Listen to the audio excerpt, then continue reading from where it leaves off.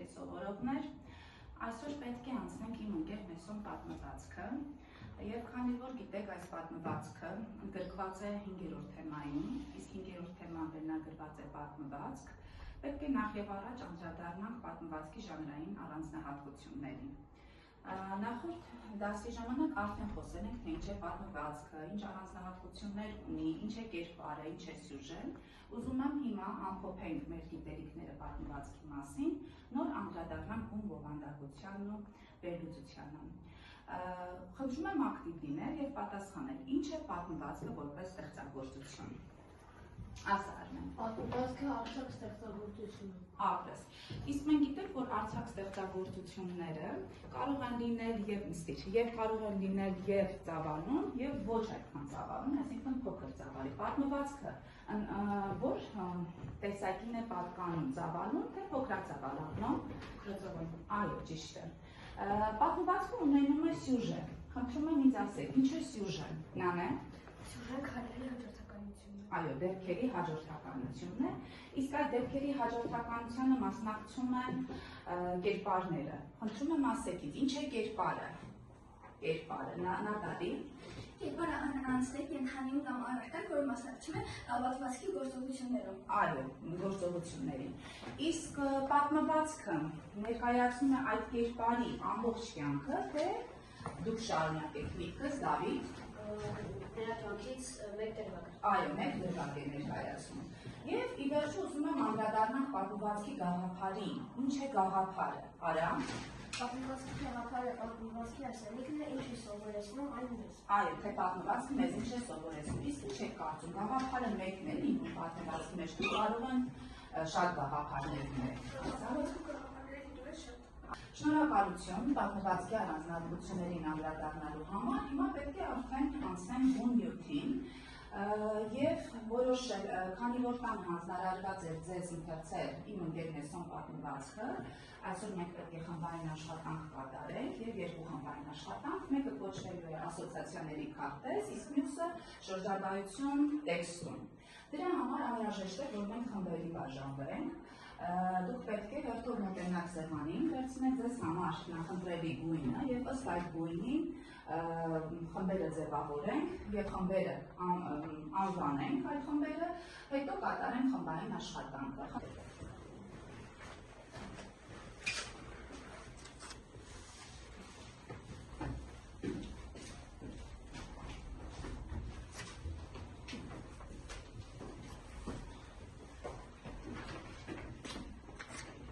Արդեն խմբերը ձևավորված են, սիրելի սովորողներ, մենք կարող ենք սկսել առաջին մեթոդը, որը կոչվում է ասոցիացիաների քարտեզ։ Գրատախտակին դուք տեսնում եք պատկերված ընկերության ծաղիկը, կենտրոնում կգրեմ ես ընկերություն բառը, իսկ դուք ձեր մոտի այս գունավոր թերթիկների վրա կգրեք այն բառը, որը գտնում եք, որ կապ ունի ընկերություն գաղափարի հետ, կամ ընկերություն ասելով դուք կարևորում եք այդ արժեքը, ընկերություն անելու համար կարևորում եք այդ գաղափարը։ Ցանկացած աշակերտ իր թերթիկի վրա թող գրի այն բառը, որը կապում է ընկերություն գաղափարի հետ, հետո խմբի ավագը իր խմբի անդամների բառերից թող ընտրի լավագույնը, գա գրատախտակի մոտ գրի եւ ընդհանրացնենք այս մեթոդը, հասկանանք ընկերության մեջ ինչն է կարևորը, ինչն է առաջնայինը։ Դրա համար ձեզ հանձնարարում եմ, ձեզ տալիս եմ 1 րոպե ժամանակ, կարող եք աշխատել։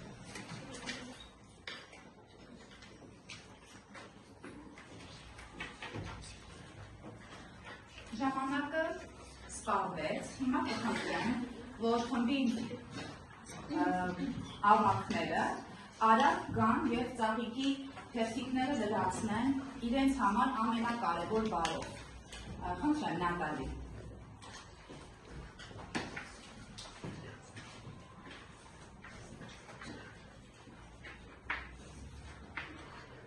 Առաջին փուլը կարծում է, որ ընկերության մեջ առաջին հերթին պետք է լինի ինչ։ Հարգանք, շնորհակալություն։ Երկրորդ խումբ Նանե։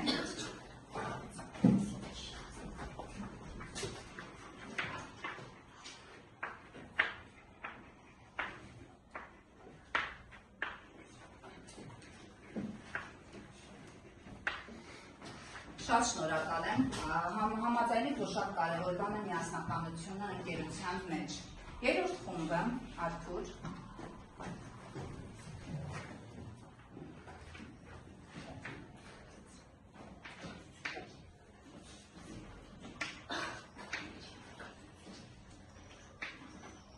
Երրորդ խումբը գտավ, որ ընկերության մեջ կարևոր է անձնազոհությունը, այսինքն որոշակի հարցերում ընկերը ընկերոջ համար կարող է ինչ անել, ինչ քայլ կատարել, անձնազոհ շատ ապրել։ Չորրորդը, Ալեքսանդրա։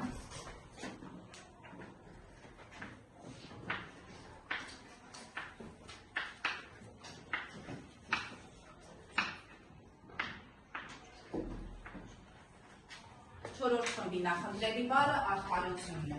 Շնորհակալություն Ալեքսանդրա եւ հինգերորդ խմբի ավարտը Տաթևը։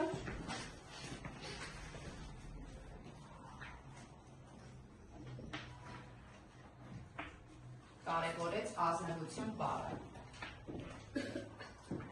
Շնորհակալություն։ Առայժմ ուզեմ այս աշխատանքը, այս մեթոդի կիսատ թողնել, մենք անպայման այն կամփոփենք եւ ուզում եմ սկսենք արդեն երկրորդ մեթոդը։ Դուք գիտեք, որ ձեր խմբերը անուններ ունեն։ Առաջին խումբը կոչվում է, ինչպես է կոչվում ձեր խումբը, սցենարիստների խումբ, երկրորդ խումբը հոգեբանների, երրորդ խումբը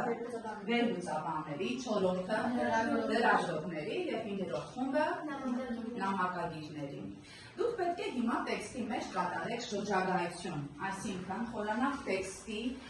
բովանդակության մեջ, առաջին խումբը իմ կարծիքով ինչը պետք է ներկայացնի տեքստի, Նատալի։ Բովանդակություն, այսինքն դեպքերի որը ինչն է պատմվածքի հենց սյուժեն, այո։ Երկրորդ խումբը նան է, ինչը պետք է ներկայացնի ըստ քեզ։ Պետք է հոգեբանական կողմերին անդրադառնա, այսինքն կերպարները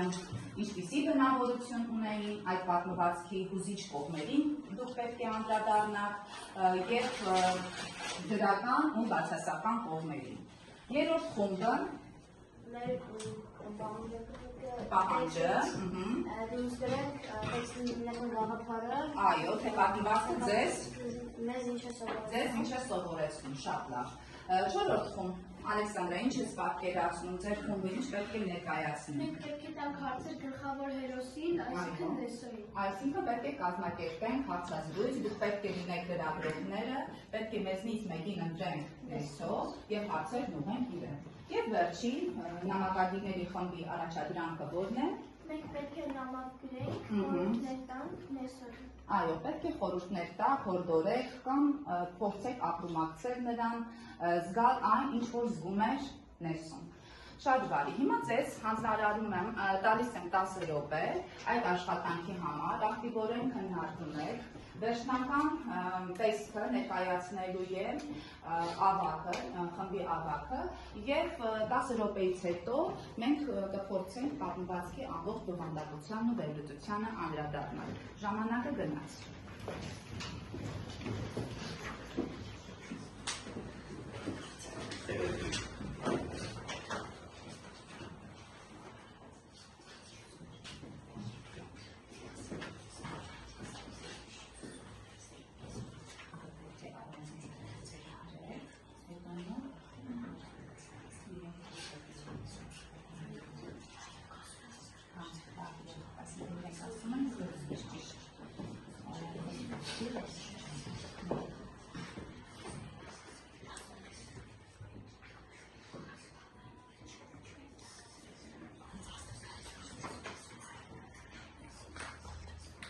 Արդեն ժամանակը սպառվեց, կարող ենք տեսնել խմբերն ինչ աշխատանք կատարեցին։ Առաջին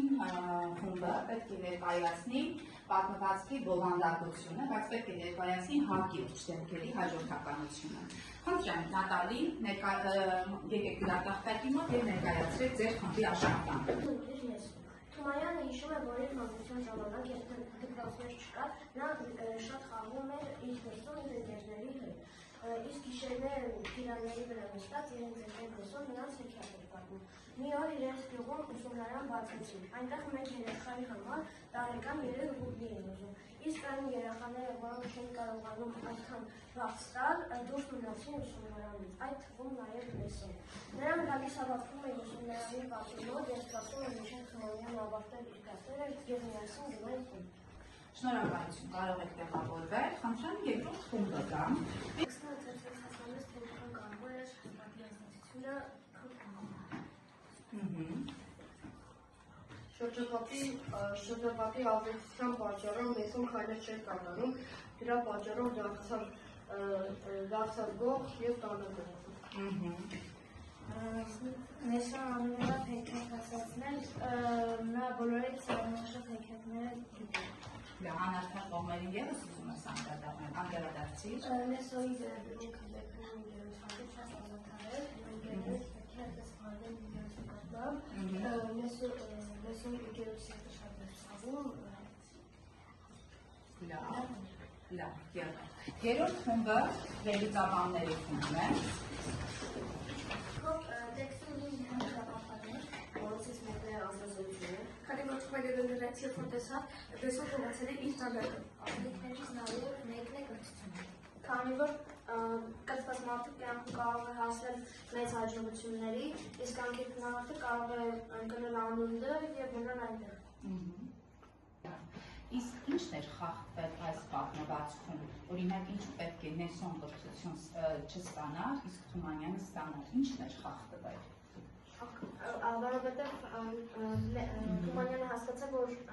ընկերների մեջ կարող է լինել անհավասարություն։ Այո, անհավասարություն կարող է լինել, խախտվել էր հավասարության սկզբունքը։ Մի ընտանիքը ինչ էր, մյուս ընտանիքն ինչ էր։ Աղքատեր, մյուսը հարուստ էր, եւ հարուստները կարող էին կրթություն ստանալ, իսկ աղքատները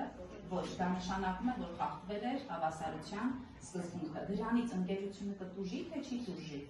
Այո, իսկ ընկերության մեջ չպետք է լինեն, չէ՞, բարձրեր, ցածրեր, աղքատներ եւ հարուստներ։ Ինքը պետք է լինի հավասարություն։ Շատ բարի, նստեք։ Մյուս խումբը լրագրողների խումբն է, դուք պետք է մեկական հարց ձևակերպելի ուղղված Նեսոյին եւ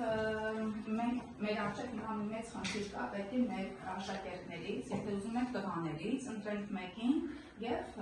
դարձնենք Նեսո։ Թող նա փորձի պատասխանել մեր լրագրողների հարցին։ Սկսենք ումից։ Ավետիք քեզից Ալեքսան։ Ահա։ Աղքատությունն էր քեզ այդքան չարացրել, որ սկսեցիր ծաղրել քո ընկերոջը մաքուր հագուստի համար։ Ես շատ կոնսիացիան եմ եւ ասում, որ այլ աղքատությունը չարացրել է, քանի որ ես նախանձում եմ նաեւ ընկերոջ հագուստին, դրա համար ես նախանձից դրդվելով սկսեցի ծաղրել։ Լավ։ Երկրորդ հարցը։ Նեսա ինչու չպայքարեցի ուսման համար։ Ես փորձեցի պայքարել ուսման համար, բայց քանի որ իմ հաջողությունն էր լուրջ ֆինանսական խնդիրներ, դրա համար ես պայքարել եմ համալսարանում ես։ Ինչու եք թաքցնում բարիսիրտը վատ արարքների եզրին։ Թաքցնում եմ, որովհետև դրա գլխավոր պատճառն է աղքատությունը, քանի որ ես տարբերվում էի ամեն ինչով իմ ընկերներից, նույնիսկ հագուստով և ուսման առումով։ Լավ։ Ում է քո ամենամեծ երազանքը, որի մասին ոչ մեկ չգիտի։ Իմ ամենամեծ երազանքը այն է, որ ես կարողանամ սովորել անվիճան դպրոցում, գրել այնպիսի հագուստ, որ կրում են ուրիշ երեխաները և ոչ բանով չտարբերվել ուրիշներից։ Եվ վերջին խումբը, նամակագիրների խումբն է, Տաթևը կներկայացնի իրենց համատեղ գրված նամակը։ Խնդրեմ։ Բարև սիրելի Նեսո, մենք կարդացինք քո մասին պատմվածքը և որոշեցինք գրել քեզ մի նամակ։ Դու մեզ շատ հետաքրքիր և բարի տղա թվացիր։ Մեզ շատ դուր եկավ, թե ինչպես էիր հեքիաթներ պատմում քո ընկերներին։ Կարծում ենք դու շատ տաղանդավոր էիր։ Մեզ տխրեցրեց այն, որ դու չկարողացար դպրոց գնալ։ Կարծում ենք դա շատ բան փոխեց քո կյանքում։ Եթե դու էլ սովորեիր, գուցե ավելի լավ կյանք ունենայիր։ Մենք հասկանում ենք, որ քո կյանքը հեշտ չի եղել, բայց միևնույն է, կարծում ենք դու լավ մարդ ես։ Մենք շատ ցավ զգացինք, երբ լսեցինք քո սխալ արարքի մասին։ Ուզեինք, որ դու ուրիշ ճանապարհ ընտրեիր։ Դու արժանի ես ավելի լավ կյանքի, ոչինչ երբեք ուշ չի լինի, դու կարող ես փոխել քո կյանքը, կարող ես զբաղվել ինքնակրթությամբ և հասնել այն բարձունքներին, որոնց մասին ձգտում ենք։ Շնորհակալություն սիրելի սովորողներ, հիմա ուզում եմ անդրադառնանք մեր կիսատ թողնված գործին, իսկ կիսատ ենք թողել որ մեթոդը, ասոցիացիաների քարտեզը և տեսնենք արդյոք պատմվածքում այս ծաղիկի թերթիկներից, ընկերության ծաղիկի թերթիկներից որևէ մեկը պոկվեց, կարող եք ինձ ասել։ Տեսնեմ, որ պոկվել էր այդ թերթիկը պատմվածքում, ինչու։ Որովհետև նրանք էլ միասին չէին համոթունել։ Ճիշտ է, քանի որ չգիտես ինչու այդ արտաքին հանգամանքները նրանք ինչ էին արել, առանձնացրել էին, ապրես։ Իսկ հիմա կուզեի, որ դուք ավելացնեիք այն թերթիկը, որի պակասը զգաց այս պատմվածքը, այսինքն կուզեիք այս ընկերության մեջ որ թերթիկը լիներ։ Այո, հավասարությունը այստեղ ինձ թվում է իր տեղը պետք է ունենար։ Եթե լիներ հավասարությունը, ապա Նեսոն այդքան չէր չարանա, ինքը ևս կկրթվեր, համաձայն եք, և պատմվածքը չէր ունենա այն ավարտը, ինչ ունեցավ։ Այդ պատմվածքում կատարվող դեպքերը, իրադարձությունները մեր օրերին նման են, թե նման չեն։ Բաներ են փոխվել այժմ մեր կյանքում, թե նույնն է մնացել, Ալեքսանդրա։ Այժմ դպրոցները անվճար են և բոլորը ունեն ուսման Այո, կրթության հավասար իրավունքներ։ Սիրելի սովորողներ, կատարենք փոխադարձ գնահատում, ամփոփենք մեր աշխատանքը։ Մեզ դուր եկավ բոլորի աշխատանքները, բայց ես առանձնացնում եմ նամակագիրների աշխատանքը։ Ձեզ դուր եկավ նամակագիրների աշխատանքը։ Վերլուծաբանների։ Մեզ դուր եկավ բոլորի աշխատանքները, ճիշտ է թիմերկային, որ ունեն թերություններ,